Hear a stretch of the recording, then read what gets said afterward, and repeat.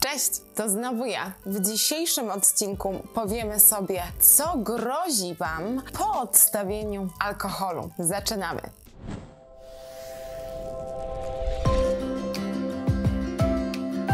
Dla wielu osób nadużywających substancji alkohol stał się niejako częścią ich osobowości. Tak było ze mną. Pomimo że na co dzień jestem raczej nieśmiałą introwertyczką, pijąc, odkrywałam, że otwierają mi się wrota do świata, w którym jestem towarzyska.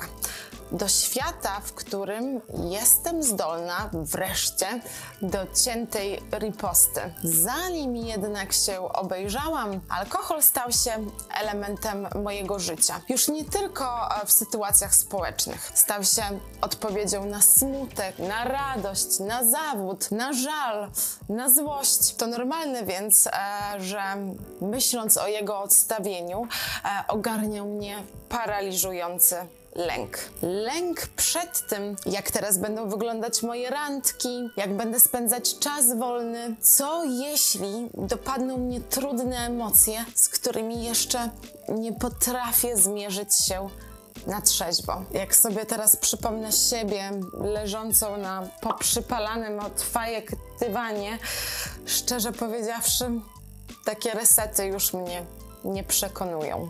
Ale do rzeczy. Twoje obawy są całkowicie uzasadnione.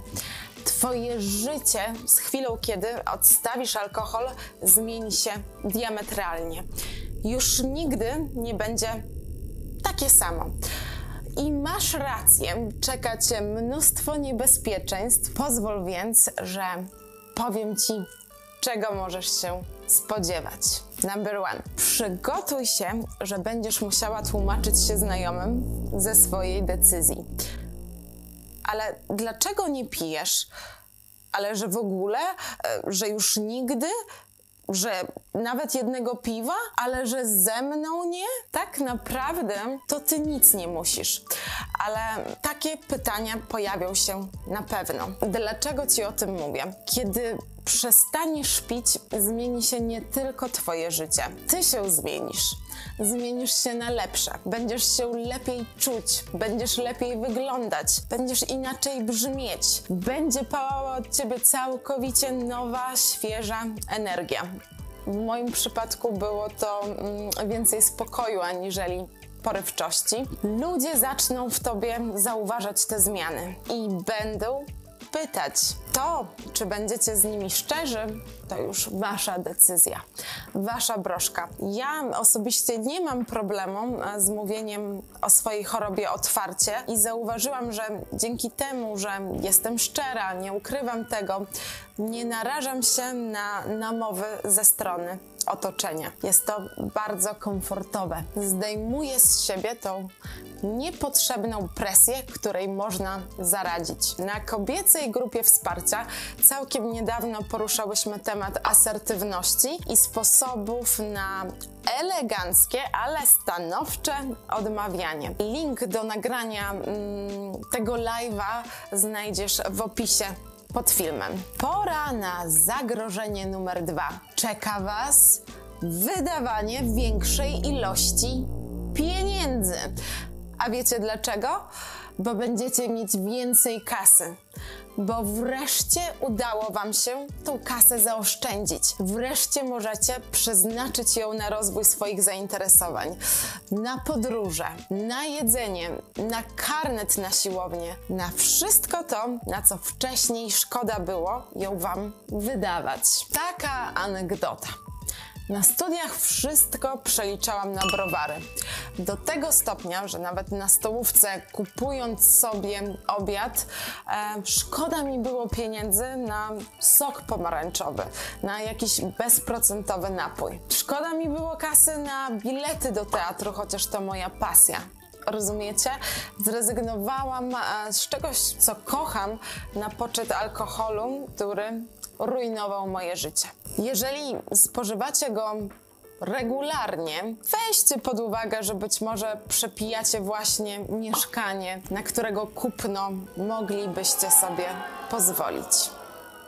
Tak, moi drodzy, to są takie sumy, które możecie zainwestować. I nie mówię tutaj o inwestycji w nieruchomości. Mówię przede wszystkim o inwestycji w siebie, w swój rozwój, bo chyba nie trzeba wspominać, jak wspaniale wpływa to na nasze zniszczone od wieloletniego picia poczucie wartości. Bój się Boga! Nadchodzi niebezpieczeństwo numer 3. Zawęży się grono Twoich przyjaciół. Ojej, no to co teraz będzie? Myślisz pewnie, że jesteś skazana na samotność. Nic z tych rzeczy. Po jakimś czasie od odstawienia zaczniesz zauważać w sobie mnóstwo zmian. Zdasz sobie sprawę z tego, że twoje aspiracje, marzenia, perspektywa, z jaką patrzysz na świat, na życie, znacznie różni się od tej, którą reprezentują twoi dotychczasowi znajomi od butelki. Dojdziesz do takich przemyśleń, że oprócz wspólnego picia tak naprawdę niewiele was łączyło. To czas na oddzielenie plew od ziarna. Prawdziwi przyjaciele, z którymi relacja opierała się na prawdzie właśnie, a nie na iluzji i wspólnym melanżowaniu, zostaną przy tobie. Nie musisz się o to martwić. A oprócz tego, na uspokojenie powiem ci, że ja od kiedy odstawiłam alkohol, poznaję masę interesujących, inspirujących ludzi. Dałam sobie szansę na wspaniałe znajomości, na które wcześniej szansy sobie nie dawałam. I bardzo wiele na tym traciłam. Nie ma tutaj miejsca na nudę. Mam obok siebie podobnych sobie. Oni rozumieją moje potrzeby, obawy. Nie muszę udawać kogoś, kim nie jestem. Nie ciągną mnie w dół, są moją trampoliną. Na koniec dnia przyciągamy to, czym i kim jesteśmy. Nie dziw się więc, że skoro pijesz, masz wokół siebie samych pijących. Żeby przerazić was jeszcze bardziej, przygotujcie się na to, że będziecie musieli wymienić swoją garderobę. Tak, dobrze słyszycie. I to nie dlatego, że będziecie wracać z imprezy w zakrwawionej, porwanej koszulce. Mowa tutaj przede wszystkim o panach. Chociaż kobiety po pijaku też potrafią wyrywać sobie nawzajem włosy z głowy. Będziecie musieli sprawić sobie ciuchy, ponieważ spadnie wam tu i ówdzie, a może nawet odwrotnie, urośnie mięsień, ale już nie piwny. Kolejne mrożące krew w żyłach niebezpieczeństwo to wasz związek będzie wymagał od was więcej zaangażowania. Już tłumaczę, co mam na myśli. Teraz, kiedy nie pijecie, macie więcej czasu do zagospodarowania. Czujecie przypływ energii, jesteście bardziej otwarci i macie zdolność do głębszego spojrzenia na relacje intymne. Co za tym idzie? Możecie więcej randkować. Czujecie się przecież teraz bardziej pewni siebie. Wyglądacie lepiej. Czujecie się lepiej. Osoby w związkach będą miały wreszcie możliwość dawać, a nie tylko brać. Czas spędzony wspólnie i komunikacja nabiorą zupełnie nowej jakości. Dalej trzęsiecie portkami? Pora na kolejne zagrożenie. Uwaga! Możecie odnieść sukces. Nie patrz tak na mnie. Niektórzy ludzie naprawdę boją się odnosić sukcesy. Pijąc wiele lat, kiedy to szczytem naszych marzeń było dotrwanie do wieczora, kiedy możemy się napić kieliszka wina do Netflixa albo dzierżyć dumnie browara, siedząc na kanapie przed telewizorem, możemy naprawdę nie być przygotowani, że nasze pomysły spotkają się z pozytywnym odbiorem otoczenia. Możemy nie być przygotowani na podziw ze strony innych ludzi. Więc jeśli się tym martwisz, uspokoję cię. Osiągniesz to, na czym naprawdę będzie ci zależało. Nie pozwól więc, żeby lęk przed tym, jak będzie wyglądało twoje życie bez alkoholu, stopował cię przed realizowaniem swoich marzeń. To my sami często rzucamy sobie największe kłody pod nogi.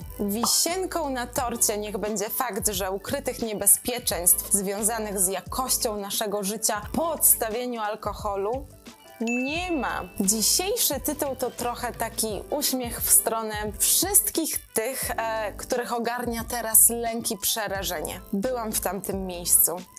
Wiem, jak się czujecie. Miałam tak samo.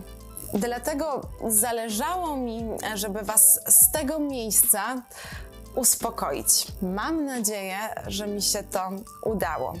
Nie ma gorszego miejsca od tego, w którym zapijacie swoje emocje, w którym uciekacie przed nimi. Rezygnując z picia, przygotujcie się na to, że wszystko, co najgorsze, macie już za sobą. Że skoro się obawiacie, to znaczy, że robicie coś właściwego i że może być już tylko wyłącznie lepiej i lepiej i lepiej.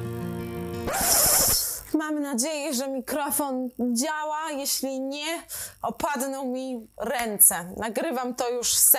raz. To wszystko na dzisiaj. Jeżeli podobał wam się dzisiejszy odcinek, proszę zostawcie łapkę w górę.